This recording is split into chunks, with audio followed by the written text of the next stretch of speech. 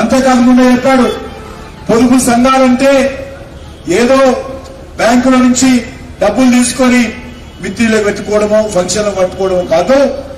పొదుపు సంఘాలంటే ఒక కుటీర పరిశ్రమగా ఉండాలి. వాళ్ళందరూ కూడా ఏదో ఒక పని చేయాలి, వాళ్ళకు కూడా ఏదో ఉపాధి రావాలి. ఇంట్లో కూర్చొని 10 మంది కూర్చొని ఏదో ఒక వస్తువులు తయారు చేస్తే దాన్ని మార్కెటింగ్ చేస్తే వాళ్ళకు లాభం వస్తుంది.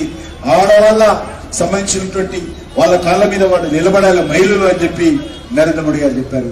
మహిళల సాధికారతతో కృషి చేస్తా ఉన్నాడు. అందుకే ఈరోజు రానున్న రోజుల్లో మహిళల సంక్షేమం కోసం నరేంద్ర మోడీ గారు ప్రభుత్వం కృషి చేయబోతా ఉంది. అనేక రకాల పెట్టుబడులతో దేశంలో కొత్త పరిశ్రమలు వస్తే మనలో ఉన్నటువంటి యువకులకు ఉపాధి అవకాశాలు పెరుగుపరిచే చర్యలు తీసుకుంటున్నాం. కాబట్టి మీ అందరిని కోరుతా ఉన్నాను, నరేంద్ర మోడీ గారే మన దేశ భవిష్యత్తు, నరేంద్ర మోడీ గారే మన భవిష్యత్తు. అటువంటి నరేంద్ర మోడీ గారు మీకు అందరికీ తెలుసు, అయోధ్యలో 370 ఆర్టికల్ 370 ఆర్టికల్ రద్దు చేసి పాకిస్తాన్ నడ్డి విరిచి అక్కడ ప్రజలు రక్షించాడు. అక్కడైతే జిన్నా రాజ్యాంగం ఉండిందో జమ్మూ కాశ్మీర్ లో జిన్నా రాజ్యాంగాన్ని తొలగించి అక్కడ డాక్టర్ బాబాసాహెబ్ అంబేద్కర్ రాజ్యాంగాన్ని జమ్మూ కాశ్మీర్ లో అమలు చేసినటువంటి వ్యక్తి నరేంద్ర మోడీ గారికి సందర్భంగా నిర్వహిస్తుంది. అంతేకాదు అయోధ్యలో ఎక్కడైతే శ్రీరామచంద్రుడు జన్మించాడో అయోధ్యలో అక్కడ ఉన్నటువంటి దేవాలయాన్ని విదేశాల నుంచి వచ్చినటువంటి మొఘలు రాజైనటువంటి బాబరు ఆ దుర్మార్గుడు అక్కడ దేవాలయాన్ని ధ్వంసం చేసి అక్కడ మరి అనేక వివాదాస్పదమైన కట్టడం జరిగింది. ఈరోజు మనం చేస్తా ఉన్నాను, 550 సంవత్సరాలైనా ఆ దేవాలయం కూలిపోయినా కూల్చబడేబడ్డ రాముడు గుడిసెలో ఉన్నా ఎవరూ పట్టించుకోలేదు. అనేక మంది రాజులు వచ్చారు బాబర్ తర్వాత, వాళ్ళు కూడా పట్టించుకోలేదు. అనేక ఉద్యమాలు జరిగాయి. సాధువులు, సంతులు, ఋషులు, రామభక్తులు ఉద్యమాలు చేసి 1000 మంది చనిపోయారు తప్ప అయోధ్యలో రామాలయ నిర్మాణం జరగలేదు. తర్వాత బ్రిటిష్ వాళ్ళు వచ్చారు, 200 సంవత్సరాలు పరిపాలించారు. అప్పుడు కూడా రామ మందిర నిర్మాణం జరగల. మన వాళ్ళు బ్రిటిష్ వాళ్ళని అడిగారు, ఇది మా హక్కు, మా రాముడు జన్మించినటువంటి స్థలంలో ఆ మొఘలు అయినటువంటి బాబరు దుర్మార్గుడు తొలగొట్టాడు, మీరైనా కట్టడానికి అనుమతి ఇవ్వండి అంటే వాళ్ళు కూడా ఇవ్వలేదు. కోర్టుకు వెళ్ళా మనం ఇప్పుడు బ్రిటిష్ కాలంలో కేసు ఉండింది, కానీ రామ మందిర నిర్మాణం జరగల. చివరకు 1947లో 75 సంవత్సరాల క్రితము మనకు స్వాతంత్రం వచ్చింది. స్వాతంత్రం వచ్చిన తర్వాత కాంగ్రెస్ పార్టీ అధికారంలోకి వచ్చింది. కాంగ్రెస్ పార్టీని అడిగాము, సాధువులు, సంతులు, ఋషులు, మహానుభావులు, రామభక్తులు అడిగారు, అయ్యా కోర్టులో బ్రిటిష్ వాళ్ళు ఉన్నప్పటి నుంచి కేసు నడిపిస్తున్నాము, మా గుడి మేము కట్టుకుంటాము, మా రాముడు జన్మించిన స్థలంలో మేము గుడి కట్టుకుంటామంటే కాంగ్రెస్ పార్టీ కూడా అనుమతించలేదు. కానీ ఈరోజు నేను మీ అందరికీ మనవి చేస్తున్నాను, నరేంద్ర మోడీ గారు ప్రధానమంత్రి అయిన తర్వాత ఆయన చెప్పాడు, ఎట్టి పరిస్థితుల్లో అయోధ్యలో రామ మందిర నిర్మాణం జరిపి తీరుతానని చెప్పి నరేంద్ర మోడీ గారు గ్యారెంటీ ఇచ్చాడు. ఈ రోజు నరేంద్ర మోడీ గారు ఆయన ఇచ్చిన మాట ప్రకారం అయోధ్యలో భవ్యమైనటువంటి దివ్యమైనటువంటి రామ మందిర నిర్మాణం జరిగింది.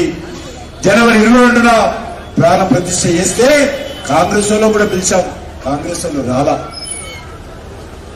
రేపు ఏదైతే శ్రీరామనవమి ముందో 550 సంవత్సరాల తర్వాత మొదటిసారి అయోధ్యలో రాముడు గుడి కట్టి, గుడిసెలో ఉన్నటువంటి రాముడు, టెంటులో ఉన్నటువంటి రాముడుకు గుడిలో కట్టి గుడిలో ప్రాణ ప్రతిష్ఠ జరిగిన తర్వాత మొట్టమొదటి శ్రీరామనవమి జరుపుకుంటున్నాము. మొట్టమొదటి శ్రీరామనవమి జరుపుకుంటున్నాము. 550 సంవత్సరాల తర్వాత నిజమైనటువంటి శ్రీరామనవమి, భగవంతుడైనటువంటి శ్రీరాముడు సంతోషపడేటువంటి శ్రీరామనవమి రేపు జరుపుకుంటున్నాము. కాబట్టి ఇది చాలా ప్రత్యేకమైనటువంటి శ్రీరామనవమి రేపు జరుపుకుంటున్నాం. అటువంటి రామాయణ నిర్మాణం చేసినటువంటి నరేంద్ర మోడీ గారు ఈ దేశంలో మరి ఆధ్యాత్మికమైనటువంటి సనాతన ధర్మమైనటువంటి మన యొక్క సమాజాన్ని రక్షించడం కోసం కంకణం కట్టుకున్నటువంటి మహానుభావుడు. అటువంటి నరేంద్ర మోడీ గారిని మీరందరూ కూడా ఆశీర్వదించాలి. ఒక బీసీల నుంచి వచ్చినటువంటి ప్రధానమంత్రిని మీరందరూ కూడా ఆశీర్వదించి ఆయనను మళ్లీ ప్రధానమంత్రిగా చేయాల్సినటువంటి బాధ్యత మనకున్నది. నరేంద్ర మోడీ గారు లేనటువంటి, ప్రధానమంత్రిగా లేనటువంటి భారతాన్ని మనం చూడలేం. నరేంద్ర మోడీ గారు లేకపోతే కరోనా ఏ రకంగా ఉంటుందో తెలియదు. నరేంద్ర మోడీ గారు లేకపోతే ఆర్టికల్ 370 వచ్చేది కాదు, ఆర్టికల్ 370 పోయేది కాదు. నరేంద్ర మోడీ గారు లేకపోతే ఈ దేశంలో ఉగ్రవాదం తీవ్రవాదం తగ్గేది కాదు. నరేంద్ర మోడీ గారు లేకపోతే పాకిస్తాన్ ISI ఉగ్రవాదం తగ్గేది కాదు. నరేంద్ర మోడీ గారు లేకపోతే పాకిస్తాన్ దాడులు తగ్గేది కాదు. నరేంద్ర మోడీ గారు లేకపోతే మనకందరికీ 5 కేజీల బియ్యం ప్రతి వ్యక్తికి వచ్చేది కాదు. నరేంద్ర మోడీ గారు లేకపోతే దేశ గౌరవం పెరిగేది కాదు, దేశంలో అవినీతి తగ్గేది కాదు. అదే కాంగ్రెస్ పార్టీ మరి ఏ రకంగా వందల వేల లక్షల కోట్లు దోపిడీ చేసిందో మనకు తెలుసు. ఒక కుటుంబ పరిపాలన బీఆర్ఎస్ పార్టీ కానీ కాంగ్రెస్ పార్టీ కానీ మన భారతీయుల మీద కుటుంబ పాలన తెచ్చి మనం కుటుంబాలను బానిసలు అనుకుని పరిపాలన చేస్తున్నటువంటి నేపథ్యంలో నరేంద్ర మోడీ గారిని మీరందరూ కూడా మరి వచ్చే నెల 13వ తేదీన జరగనున్నటువంటి ఎన్నికల్లో నరేంద్ర మోడీ గారిని ఆశీర్వదించండి.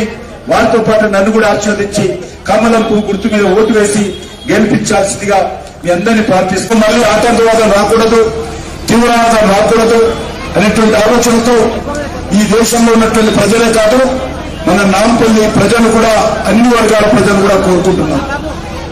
మనకందరికీ తెలుసు గతంలో నరేంద్ర మోడీ గారు లేకముందు ఏ రకంగా ఈ దేశంలో మత కళాలు జరిగేది, ఏ రకంగా కర్ఫ్యూలు ఉండేదో తెలుసు, ఏ రకంగా బాంబు పేర్లను జరిగేదో తెలుసు, ఏ రకంగా ప్రజలు అమాయకులైనటువంటి ప్రజలు చనిపోయేవారో తెలుసు. కానీ నరేంద్ర మోడీ గారు వచ్చిన తర్వాత 2014 నుంచి ఈ దేశంలో బాంబు పేర్లు లేవు, ఈ దేశంలో మత కళాలు లేవు, ఈ దేశంలో కర్ఫ్యూలు లేవు, ఈ దేశంలో RDX లేవు. ఈ దేశంలో పాకిస్తాన్ ISI ఉగ్రవాదం పూర్తిగా నరేంద్ర మోడీ గారు అణిచివేశారు.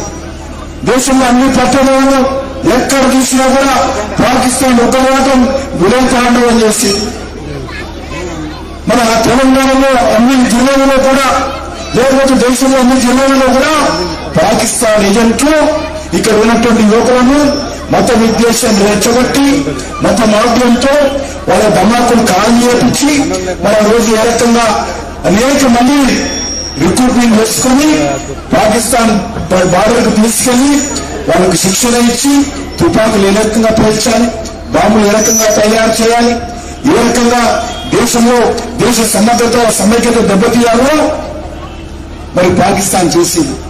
ఈరోజు నరేంద్ర మోడీ గారు వచ్చిన తర్వాత పాకిస్తాన్ తోక ఆడిస్తున్నారు, అంతకుముందు తోక ఆడించారు. ఈరోజు నరేంద్ర మోడీ గారు పాకిస్తాన్ యొక్క నడ్డి విడిచాడు.